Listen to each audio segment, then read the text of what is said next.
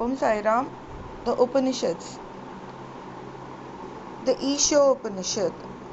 So, the Upanishads are at the end of any of the four Vedas: Rig, Yajur, Sama, Atharva. That is why they are called the Vedant. Vedant means Vedanam Antaha, those that are at the end of the Vedas. Upanishad means to sit near the Guru. How is the word formed? Upa means nearby, it's a prefix. Ni is a word enhancer, it's another prefix. Shat is to sit. So it means to sit nearby whom? The Guru. The Guru imparts the knowledge of the reality or the Brahman to his disciples. It is mostly done in the form of a short story, and this carries the whole essence of the entire Veda.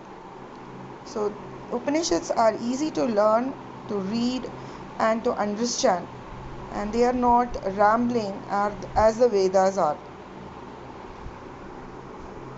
The Isha Upanishad. This Upanishad deals with the nature of the Brahman or reality or Atman or the Tat or the Akshara in its first verse and in its fourth till its eighth verses.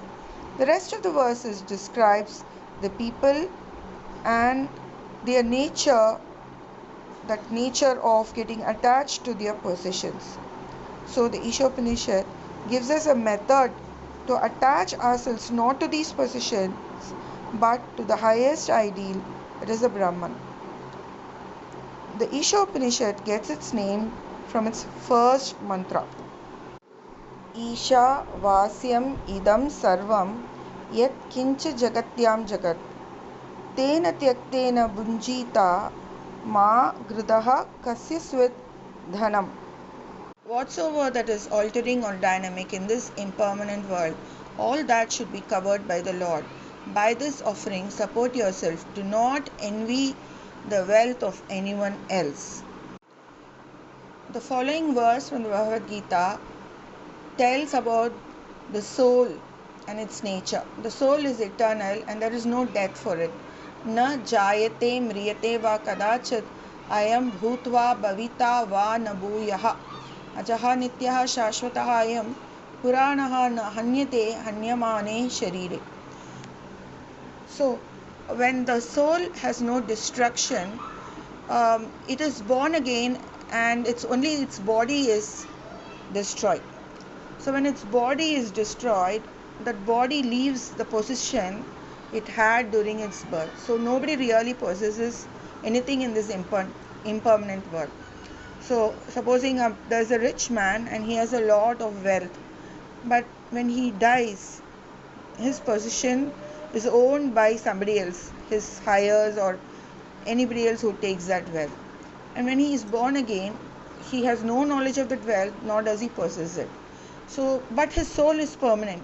His soul might be born again, or because of his efforts, he can go to that Tat or Brahman.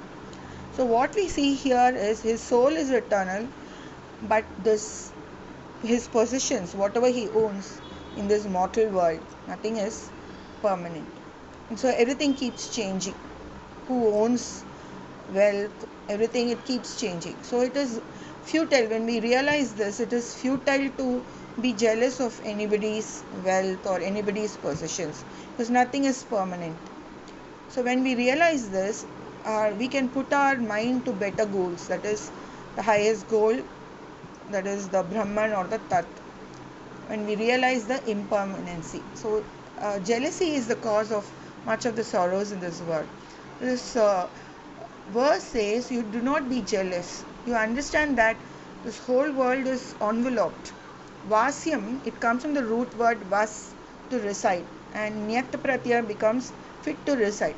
So this whole world is from that Isha, Id, to reign, it means to rule. So Isha comes from that word. So God or this Brahman is in all parts of this world. He is actually the owner of this world. From him came everything. As in the Mundaka Upanishad it is said, we all come from that Isha. So he recites this, and this world is always moving. There is nothing permanent over there. So support yourself. Bunjitaha, you support. Support it means. So yourself with this idea. And ma gridaha. Gridaha is to covet or to grid is the root word to be jealous of anything. Kasyasvit janam. Anybody else's position. So tena tyaktena. Tyakta is to abandon.